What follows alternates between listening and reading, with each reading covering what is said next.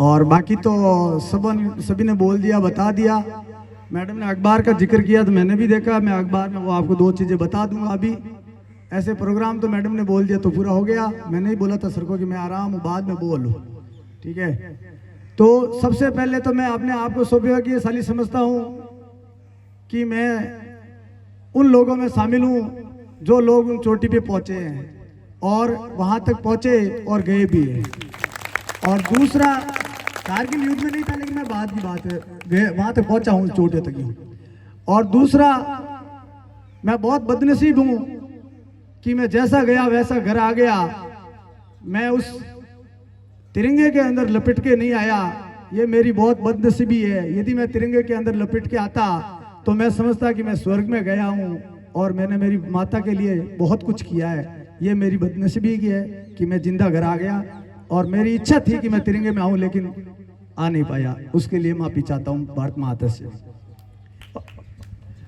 अब इसमें है कि 3 माह चला कारगिल युद्ध, 2 माह और 23 दिन। 3 मई 1999 को शुरू हुआ था और 26 जुलाई 1999 को खत्म हुआ। दुनिया का सबसे ऊंचा युद्ध था, 16,500 फीट की ऊंचाई पर, जहां पर कि आप देख लो कि वहां माइनस टेम्परेचर रहता है 30 to 40। वहां के पहनावा, जूते सब अलग किस्म के होते हैं और पूरा बर्फ होता है। बर्फ कहीं का तो अवलांच आता है, बर्फ में दब जाते हैं।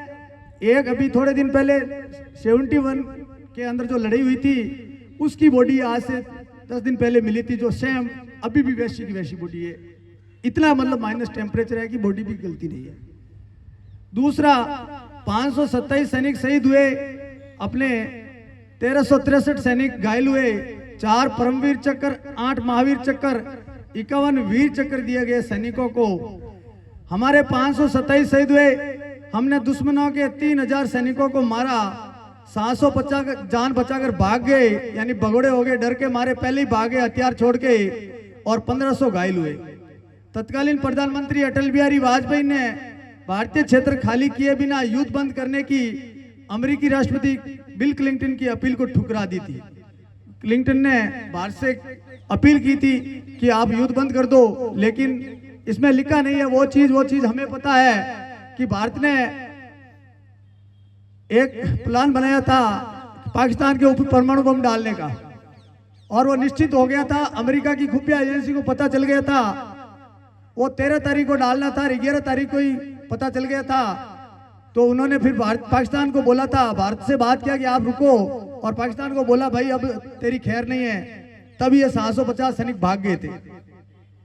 सेना में यह बदलाव, तेजी से निर्णय लेना, रक्षा मंत्री में सैन्य मामला, चीफ ऑफ डिफेंस स्टाफ का पद, थिएटर कमांड की तैयारी, सीमावर्ती क्षेत्रों में सड़क संचार आदि बेहतर बुनियादी ढांचा, ऊंचाई वाले क्षेत्रों में लड़ने की तैयारी के लिए बेहतर प्रशिक्षण और सर्विलांस, हथियार और तकनीकी सुधार, रक्षा उत्पादन, आत्मनिर्भरता पर जोर, सुहाग की साजिश से बड़ा जज्बा, शान से बच्चों को भेजा देश की सीमा पर।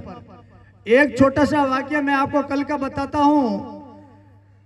मैं ट्रेन से आ रहा था नागौर से, मेरे साथ एक MBBS का लड़का, कोटा या यूपी का था, शायद MP का, मैं इतना पूछा नहीं उसको, लेकिन अपनी तरफ का नहीं था।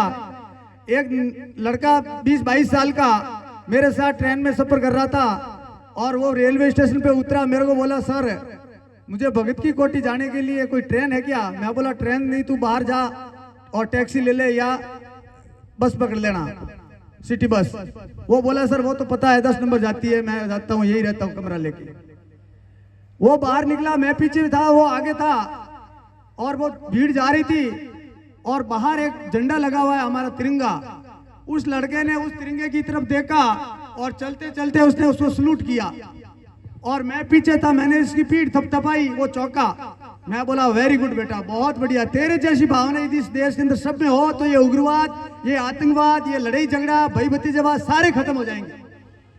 तो उस लड़के के लिए ताली बजाओ, उसकी भावना कितनी अच्छी थी कि मतलब पूरे रेलवे स्टेशन पे कम से कम 3-4 हजार लोग थे, लेकिन उस बच्चे ने उस तिरंगे को देखा और उसको सलूट किया। और कई लोग ऐसे होते जो तिरंगे के ऊपर बैठ जाते, इतनी उसकी अच्छी भावना। सुहाग की साजिश से बड़ा जज्बा, शान से बच्चों का भेजा देश की सीमा पर, दुश्मन पाकिस्तान के छक्के छुड़ाकर कारगिल विजय हासिल करने को शुक्रवार को 25 साल पूरे हो जाएंगे। युद्ध में शहीद हुए जवानों को नमन और बहादुरी दिखाने वालों को के साहस को सलाम। ऑपरेशन विजय के तहत दुश्मनों को मार भगाने वाला कारगिल युद्ध में हमारे सैनिकों की बहादुरी और शहादत की कहानियों में हमें गर्वित किया है। शहीदों की वीरांगनाओं के जज्बे ने उनके बच्चों और युवाओं को सीमाओं की रक्षा के लिए सेना में जाने की प्रेरणा दी। कारगिल युद्ध से सबक लेकर देश ने सेना में बड़ा बदलाव भी किए। इसी पर डालते एक नजर। प्रेरणा, वीरांगनाओं ने बेटा को भेजा सेना में। कारगिल शहीद की वीरांगनाओं ने अपने बच्चों को पिता की शहादत से प्रेरणा लेकर सीमा की रक्षा के लिए सेना में भेजा। राजस्थान की वीर भूमि झुंझुनू के हवलदार शीश राम गिल दुश्मन के 6 सैनिकों को मारकर शहीद हुए थे। वीरांगनाओं मां संतरा देवी की प्रेरणा से उनके बेटे कैलाश गिल पिता का सपना पूरा करने के लिए सेना में हवलदार है। देखो, शहीद हो गया, फिर भी उसने बोला बेटा अभी देश की सेवा पूरी नहीं हुई है, तेरे बाप का अभी भी इच्छा पूरी नहीं हुई है। उसने तो 6 को मारा, तू 600 को मार जा। कितना उस माँ ने किया, उस माँ के लिए एक बार तालियों से स्वागत। गर्व, आज भी लोग कहते हैं याद, करगिल के जुल्लू टॉप पर 5 पाकिस्तानी सैनिकों के खात्मे और 130 को खदेड़ने वाले जाबाज स्क्वाड्र कमांडर नायक कौशल यादव की 84 साल की मां धनवंता देवी आज भी गर्वित है। भिलाई छत्तीसगढ़ में रह रही कौशल की मां को इस बात का गर्व है कि बेटे की बहादुरी को 25 साल बाद भी लोग नहीं भूले। वे कहती है कि कौशल बचपन से ही खिलौना राइफल से खेलता था और बड़ा हुआ तो शहीद होकर नाम अमर कर गया। बहादुरी के लिए कौशल को मरणोपरांत वीर चक्र से नवाजा गया।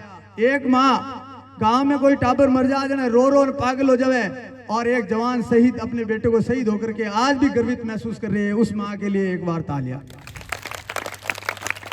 जुनून 48 को अकेले मारकर कोबरा दिगेंद्र ने, ये कोबरा उसको एक उपाधि है। कोबरा सांप सबसे खतरनाक होता है, इसलिए कोबरा उसकी उपाधि है। करगिल युद्ध में जीत का जुनून ऐसा था कि राजस्थान के जाबाज कोबरा हवलदार दिगेंद्र कुमार ने अकेले पाकिस्तान के 48 दुश्मनों को ठिकाने लगाया और दुश्मन के मेजर का गला काटकर टोलोलिंग चोटी पर तिरंगा फहराया। दिगेंद्र ने बताया कि उनके पास कुल 18 ग्रेनेड थे, जिन्हें 11 बंकरों में डालकर पाकिस्तानियों को उड़ा दिया। हम हमले में पूरी यूनिट ने 70 से अधिक पाकिस्तानियों का खात्मा किया था। टोलोलिंग की जीत करगिल युद्ध में टर्निंग पॉइंट मानी जाती है। इस चोटी पर दुश्मन के कब्जे के कारण पूरे युद्ध क्षेत्र में भारत की सप्लाई लाइन प्रभावित हो रही थी। इस चोटी पर कब्जे से भारतीय सेना के मनोबल और उत्साह में भारी बढ़ोतरी हुई। अब तो ये तो था आज का इसका। अब मैं एक छोटी सी बात आपको बताता हूं। देखो, वहां पर जो हाइट है वो बहुत ज्यादा हाइट है, यानी कि 85 डिग्री हाइट मानी गई है वहां की। 85 डिग्री का मतलब है बिल्कुल यूं, बस। और तो वहां पर चढ़ना बहुत मुश्किल था। हमारे सैनिक, अब वीडियो काट दे थोड़ी देर।